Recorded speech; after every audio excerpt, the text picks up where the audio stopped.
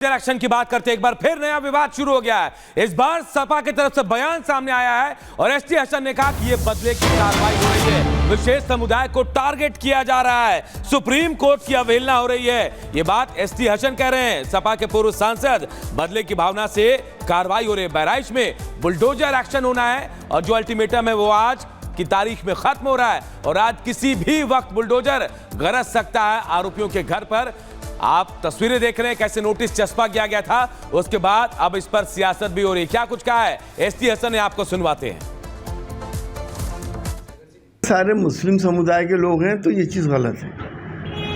जो खबरें हमारे पास आ रही हैं कि वो सड़क चौड़ी करने के लिए 1 महीने पहले भी चिन्हित करे गए थे और लाल निशान लगाए गए थे। अब अगर सिलेक्टिव निशान लगाए गए हैं एक ही मज़हब के मानने वालों के या मुसलमानों के, वो तोड़े जा रहे हैं, तो ये हमारे सुप्रीम कोर्ट की भी अवहेलना हो रही है और बदले की भावना से काम हो रहा है। सरकारें बदले की भावनाओं से नहीं चलती हैं, सरकारें इंसाफ से चलती हैं। सबके साथ बराबर का इंसाफ होना चाहिए। ये आखिर कब तक चलेगा ये माहौल? अब तो बंद होना चाहिए कि ये सियासत हिंदू मुसलमानों की आखिर कब तक। अब बात करेंगे दिल्ली के वेलकम इलाके की, जहां पर देर रात देखिए अचानक फायरिंग होने लगी। फायरिंग की वजह से पूरा इलाका दहल गया, लोग डर के मारे घरों में छुप गए। लेकिन आखिर फायरिंग की वजह क्या थी और किसने फायरिंग की, पुलिस फिलहाल अब ये जांच भी कर रही है। वजह क्या, रिपोर्ट आप देखिए।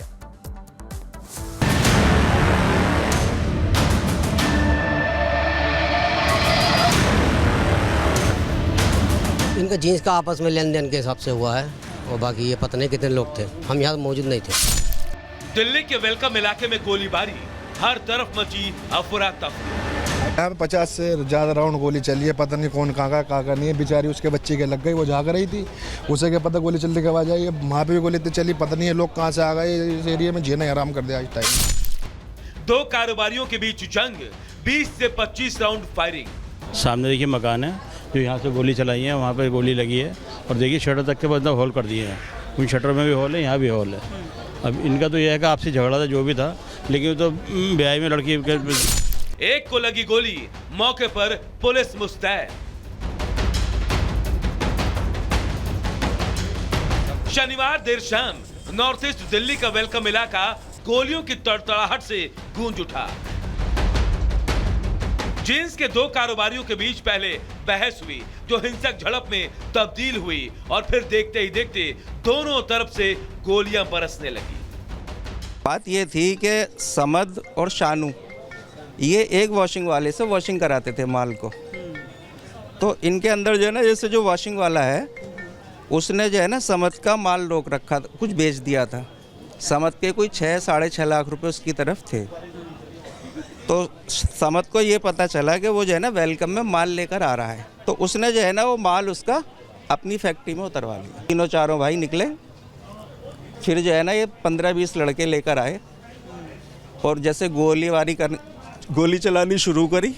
जैसे ही माहौल बिगड़ा, लोगों ने दुकानों के शटर गिराने शुरू कर दिए। दोनों आरोपी युवकों ने करीब 20 से 25 राउंड फायरिंग की, जिनमें से कुछ गोली जमीन पर जा गिरी तो कुछ बंद दुकानों पर लगी।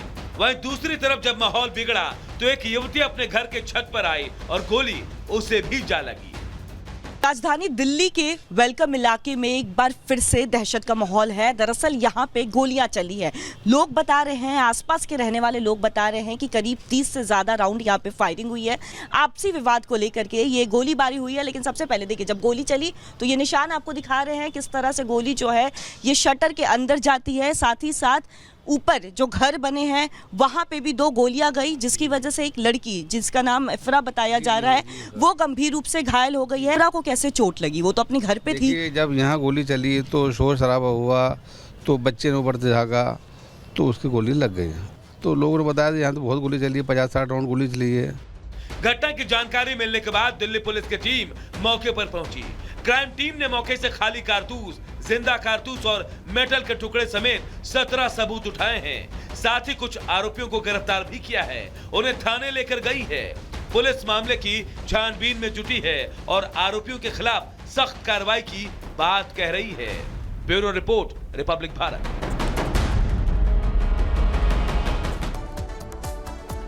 और बात एक बड़ी खबर की करते हैं। बड़ी खबर गाजियाबाद से, जहां ट्रेन के नीचे आने से गैंगमैन की मौत हो गई है, जिसके बाद जमकर वहां बवाल काटा गया है। 4 रेलवे ट्रैक को जाम कर दिया गया। जो रेलवे के कर्मचारी हैं उन्होंने रेलवे ट्रैक को जाम किया। इसके बाद हावड़ा एक्सप्रेस 4 घंटे तक वहीं पर रुकी रही। बड़ी खबर आपको बता रहे हैं, पुलिस ने समझा बुझाकर किसी तरह मामले को शांत कराया है। तो गाजियाबाद से बड़ी खबर, जहां ट्रेन के नीचे आने से गैंगमैन की मौत हो गई। रेलवे कर्मचारियों ने 4 ट्रैक को इसके बाद जाम कर दिया, हंगामा किया। दिल्ली हावड़ा ट्रेन कई घंटे तक यहां रुकी रह गई।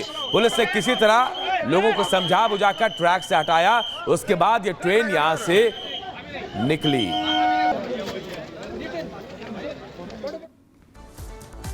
वहीं युद्ध के मैदान में इस समय देखिए लगातार खलबली मची हुई है, क्योंकि इजराइल ईरान लगातार इन दोनों देशों के बीच जो लगातार तनाव देखा जा रहा है। एक बड़ी खबर, ईरान पर एक बार फिर भड़के डोनाल्ड ट्रंप ने कहा कि हमला करें ईरान पर। कुछ दिन पहले भी इस तरह के बयान सामने आए थे ईरान पर। फिर एक बार ट्रंप भड़के, उन्होंने कहा कि जो इनके परमाणु ठिकाने हैं वहां पर हमला किया जाए। 5 नवंबर को अमेरिका में चुनाव होने वाले हैं।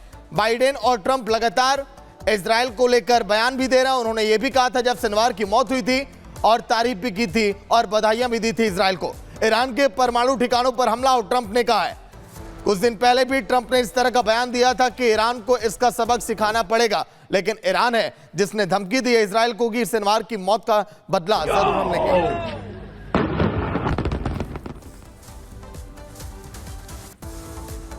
और अब बात हिजबुल्लाह के हिमाकत की करते हैं। हिजबुल्लाह का हाथ पीएम नेतन्याहू के तक पहुंच चुके हैं। जी हां, तमाम एयर सिस्टम को फेल करते हुए, डिफेंस सिस्टम को फेल करते हुए हिजबुल्लाह का ड्रोन नेतन्याहू के घर तक पहुंच गया। आखिर ये कैसे पहुंचा, सबसे बड़ा सवाल है। इससे जुड़ी एक रिपोर्ट आप सबको दिखाते हैं।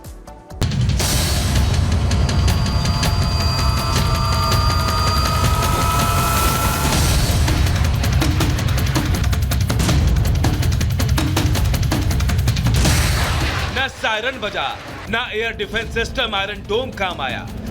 तकनीकी तौर पर दुनिया का सबसे बेस्ट एयर डिफेंस सिस्टम थाड़ भी फेल हो गया। क्या इजराइल का सुरक्षा चक्र तहस नहस हो गया? ये सवाल इसलिए उठ रहे हैं क्योंकि हिजबुल्लाह ने इजराइल पर अब तक का सबसे बड़ा नहीं बल्कि सबसे खतरनाक अटैक किया। इतना भीषण हमला जिसमें प्रधानमंत्री बेंजामिन नेतन्याहू की जान तक जा सकती थी। इजराइल से 70 किलोमीटर दूर लेबनान से 1-2 नहीं बल्कि 3 ड्रोन छोड़े गए। 2 ड्रोन को एयर डिफेंस सिस्टम ने इंटरसेप्ट कर लिया, लेकिन एक ड्रोन जिसका टारगेट सिजिरिया का पीएम आवास था, वो उससे जा टकराया। गनीमत ये रही कि जिस वक्त हिजबुल्लाह ने इजरायली पीएम को टारगेट किया, उस वक्त घर पर कोई मौजूद नहीं था। लेकिन बेंजामिन नेतन्याहू ने हिजबुल्लाह की इस हिमाकत के पीछे ईरान का हाथ बताया, जिसके बाद सीधे और स्पष्ट शब्दों से ईरान को खुली धमकी भी दे दी। हिजबुल्लाह के हमले से बौखलाए नेतन्याहू ने पोस्ट कर लिखा, ईरान के जिन एजेंटों ने आज मेरी और मेरी पत्नी की हत्या करने की कोशिश की, उन्होंने एक बहुत बड़ी गलती की। ये मुझे और दुश्मनों के खिलाफ लड़ाई जारी रखने से नहीं रोक सकती। मैं ईरान और उनके प्रॉक्सी सहयोगियों से कहता हूँ, जो कोई इजराइल के नागरिकों को नुकसान पहुंचाएगा उसे इसकी भारी कीमत चुकानी पड़ेगी। हम आपके आतंकवादियों का सफाया करना जारी रखेंगे। हम गाजा से अपने बंधकों को वापस लाएंगे। हम उत्तर में अपने निवासियों को वापस लाएंगे। हम एक साथ लड़ेंगे और ऊपर वाले की मदद से हम एक साथ जीतेंगे।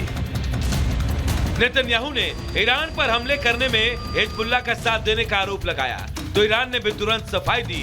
ईरानी विदेश मंत्रालय ने लिखा, बेंजामिन नेतन्याहू के घर पर ड्रोन से हमले के पीछे ईरान का कोई लेना देना नहीं है। अटैक के पीछे हिजबुल्लाह का हाथ है।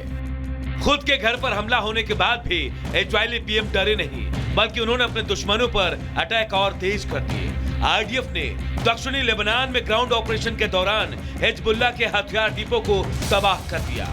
ये वो जगह थी जहां कभी स्कूल था और हिजबुल्लाह ने उसे अपना हथियार डिपो बनाकर हथियार छिपाया था।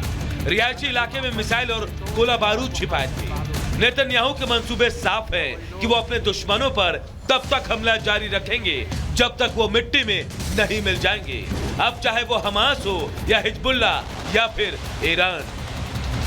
Bureau report, Republic Bharat.